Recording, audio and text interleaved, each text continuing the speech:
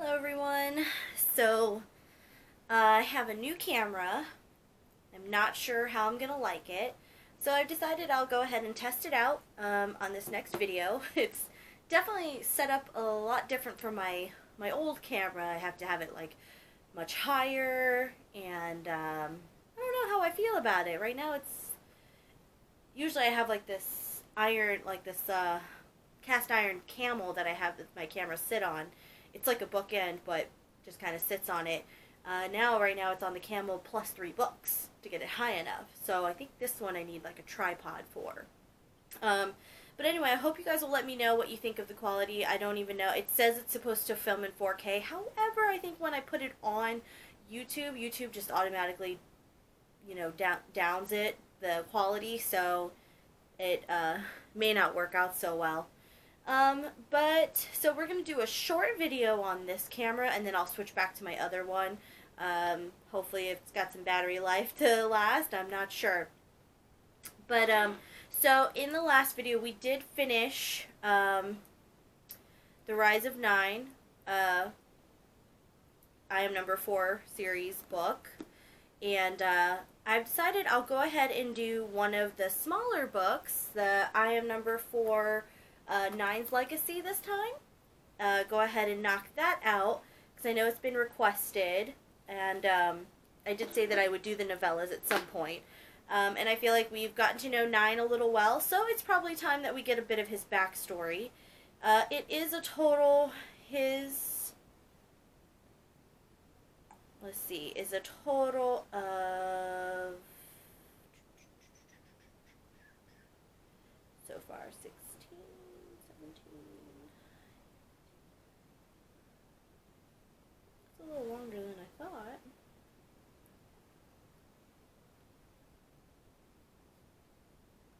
It's 24 chapters. It's this long. That is Nine's Legacy, so we should be able to get through it in not too much time. And then there are the Fallen Legacies. I'm not sure if I'll do those next or if I'll do the next book, but I might do them since, it'd be nice to kind of know about 1, 2, and 3, who we never really got to meet. But okay, so without further ado, here's reading by Ree. The Lost Files, The Legacies, Nine's Legacy by I Am Number 4 by Pittacus Lore. Chapter 1. There are rules for hiding in plain sight. The first rule, or at least the one that Sandor repeats most often, is, don't be stupid. I'm about to break that rule by taking off my pants. Spring in Chicago is my favorite season. The winters are cold and windy, the summer's hot and loud, the spring's perfect. This morning is sunny, but there's still a forbidding chill in the air, a reminder of winter. Ice-cold spray blows in off Lake Michigan, stinging my cheeks and dampening the pavement under my sneakers. I jog all 18 miles of the lakefront path every morning, taking breaks whenever I can, not because I need them, but to admire the choppy gray-blue water of Lake Michigan. Even when it's cold, I always think about diving in, of swimming to the other side. I fight the urge just like I fight the urge to keep pace with the neon spandex cyclists that zip past. I have to go slow. There are more than 2 million people in this city, and I'm faster than all of them. Still, I have to jog. Sometimes I make the run twice to really work up a sweat. That's another one of Sandor's rules for hiding in plain sight. Always appear to be weaker than I actually am. Never push it. It's dumb to complain. We've been in Chicago for 5 years thanks to Sandor's rules. 5 years of peace and quiet. 5 years since the Mogadorians last had a real beat on us. 5 years of steadily increasing boredom. So when a sudden vibration stirs the iPod strapped to my upper arm, my stomach drops.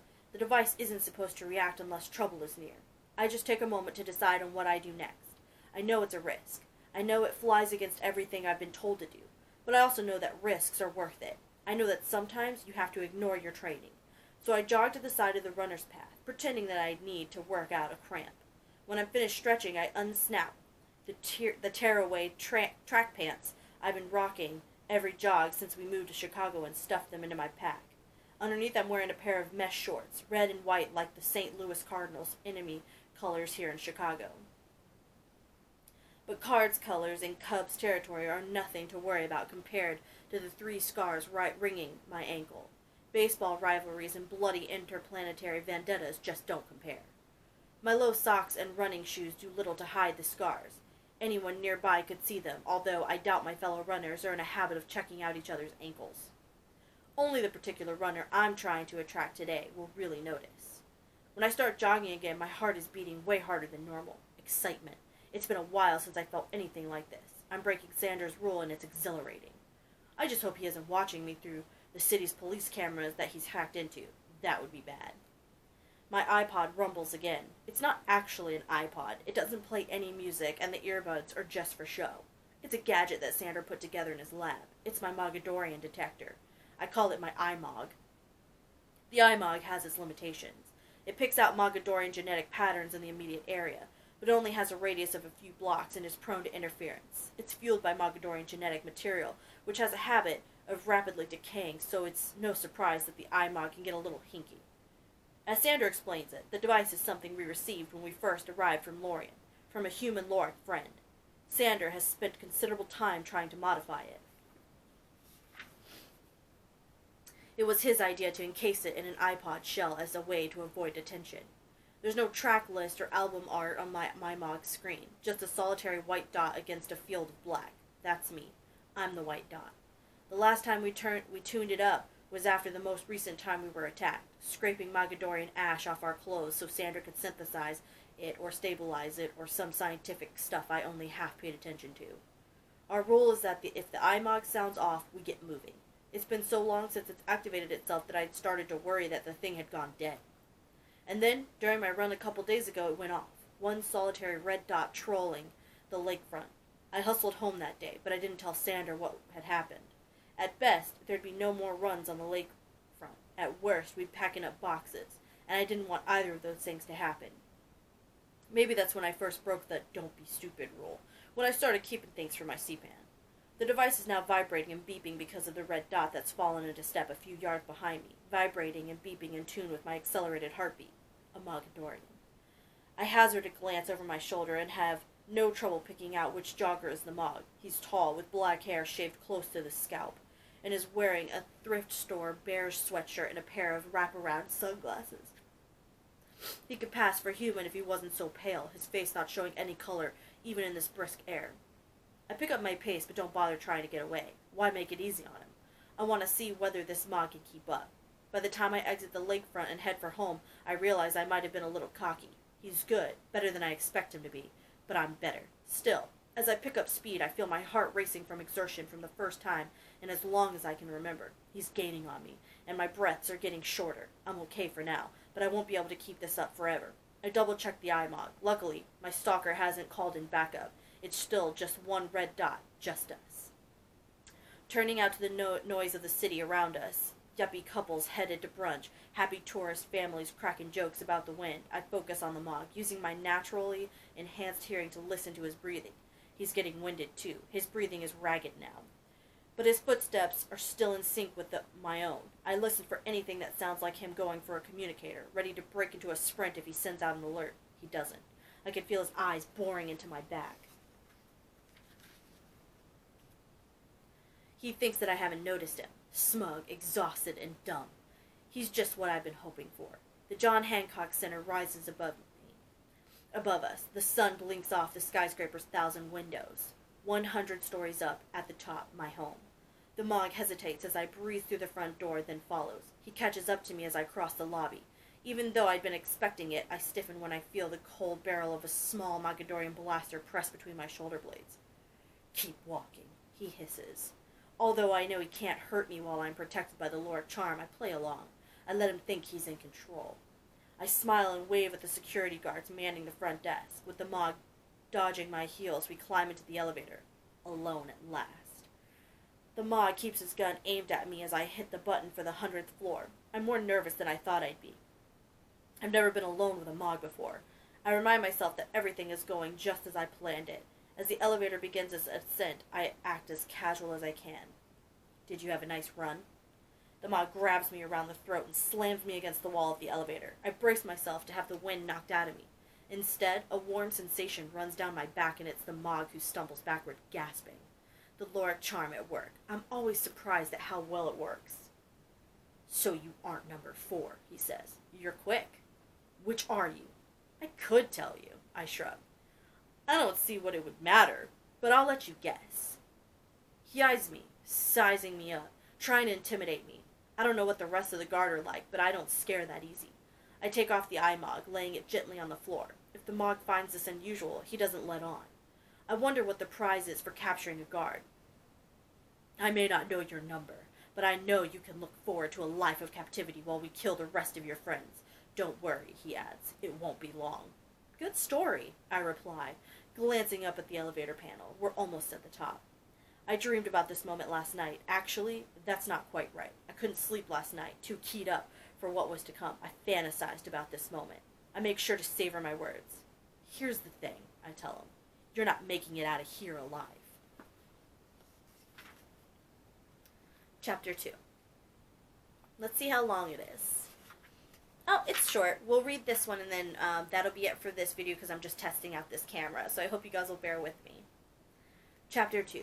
Before the Mog can react, I punch a series of buttons on the elevator panel. It's a sequence of buttons that no one in the tower would ever have reason to push. A sequence that Sandor programmed to initiate the security measures he installed into the elevator. The elevator vibrates. The trap is activated. My eye Mog floats off the floor and, with a metallic clang, sticks to the back wall of the elevator. Before the Mog can blink, he's flung backward too, pulled by the blaster in his hand and whatever other metal objects he might be hiding in his pockets. With a crunch, his hand is pinned between his blaster and the wall. He cries out. Did he really think we wouldn't have protected our home?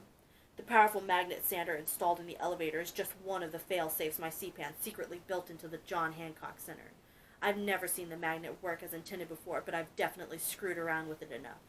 I've spent hours with the elevator door wedged open, the magnet on, trying to bounce nickels from across the penthouse and get them to stick to the walls. Like I said, things have been kind of boring lately. It was a good game until the tenants on the lower level started complaining. The Mog tries to wiggle his fingers, which are most certainly broken now, from underneath the blaster to no avail. He tries to kick at me, but I just laugh and hop away. That's the best he can do? What is this? He cries. Before I can answer, the elevator doors hiss open, and there's Sandor. I've never understood my Cepan's affinity for expensive Italian suits. They can't be comfortable. Yet here he is, not even noon on a Saturday morning, and he's already dressed to the nines. His beard is freshly trimmed, clipped close. His hair is slicked back perfectly. It's like Sandor was expecting company. I wonder if he was watching my run on the lakefront, and my stomach drops at the thought. I'm going to be in deep trouble. Sandor is twisting a silencer into the barrel of a gun. Into the barrel of a sleek 9mm. He glances at me, his expression inscrutable, then stares hard at the Mog. Are you alone? The Mog jerks against the magnet again. He's alone, I whisper. Sandor shoots me a look and then pointedly repeats his question. You expect me to answer that? Snarls the Mog. I can tell Sandor's pissed, but the Mog's answer causes a glimmer of humor to flash in my Cepan's eyes. Sandor's mouth twitches, like he's fighting a laugh. I've sat through enough of my Cepan's beloved James Bond movie collection to know this Mog just provided a perfect one-liner opportunity. No, Sandor says. I expect you to die. Sandor raises the gun before looking at me again. You brought him here, he says. Your kill. I swallow hard. I planned this whole thing out. It's been all I could think about since that red dot appeared on my eye Mog a couple days ago. Still, I've never killed one before. I don't feel sympathy for the bastard. It's not that at all. But this feels like a big deal, taking a life even if it is only a Mogadorian. Will it change me? Whatever. I grab for Sandor's gun, but he yanks it away. Not like that, he says, and drops the gun. I don't let it hit the ground. My telekinesis developed last month, and we've been practicing with it ever since. I take a deep breath, focusing my mind, steeling myself. I levitate the gun until it is level with the Mog's head. He sneers at me. You don't have the ball. With my mind, I squeeze the trigger. The gun releases a muffled thump. The bullet strikes the Mog right between the eyes. Seconds later, he's a pile of ash on the elevator floor. Sandor plucks the gun out of the air. I can tell he's studying me, but I can't take my eyes off the remains of the Mogadorian. Clean that mess up, says Sandor. Then we need to talk. Okay, so that was the end of chapter 2. I'm going to call it an end to this video because I think the battery is going to die on this camera. But I got a good way of testing it out. Hopefully you guys will let me know if you see any difference. Okay, so that's it for now. Reading by Reed. Till next time. Bye.